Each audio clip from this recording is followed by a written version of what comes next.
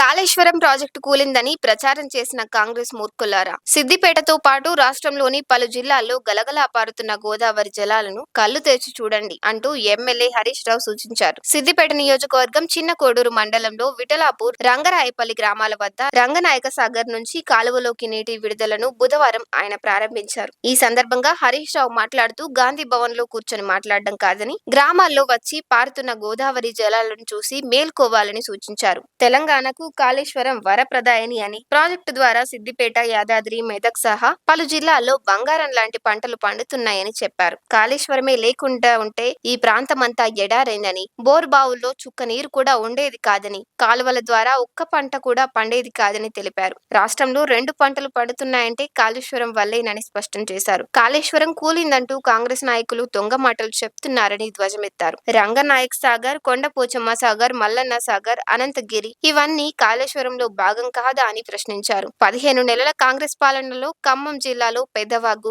నల్గొండ జిల్లాలో సుంకిశాల, పాలమూరులో పట్టే పంప్ హౌస్, నిన్న ఎస్ఎల్బీసీ కలిపి 4 ప్రాజెక్టులు కుప్పకూలాయని ధ్వజమెత్తారు. మేడిగడ్డలో ఒక్క పిల్లర్ కుంగితే బీఆర్ఎస్ నాయకులు తప్పు చేశారంటూ రాజకీయ లబ్ధి కోసం పాకులాడిన సీఎం రేవంత్ ఈ 4 ప్రాజెక్టులపై ఏం సమాధానం చెప్తారని నిలదీశారు. కాళేశ్వరం పిల్లర్ కుంగితే బీఆర్ఎస్ తప్పేనని నిందించిన రేవంత్ రెడ్డి వారి పాలనలో 4 ప్రాజెక్టులు కూలితే ప్రకృతి వైపరీత్యం అనడం సిగ్గుచేటన్నారు. ఇకనైనా దోకేబాజ్ మాటలు బంద్ చేయాలని హితవు పలికారు. 15 నెలలు గడుస్తున్నా కుంగిన పిల్లర్లను సరిచేయలేదని, ఇప్పటికైనా బాగు చేసి ఏసంగికి నీళ్లు ఇవ్వాలని డిమాండ్ చేశారు. ఇలాంటి మంచి వీడియోల కోసము తెలుగు గలంను మీరు లైక్ చేయండి, షేర్ చేయండి, సబ్స్క్రైబ్ చేయండి, కామెంట్ చేయండి, 10 మందికి తెలియజేయండి.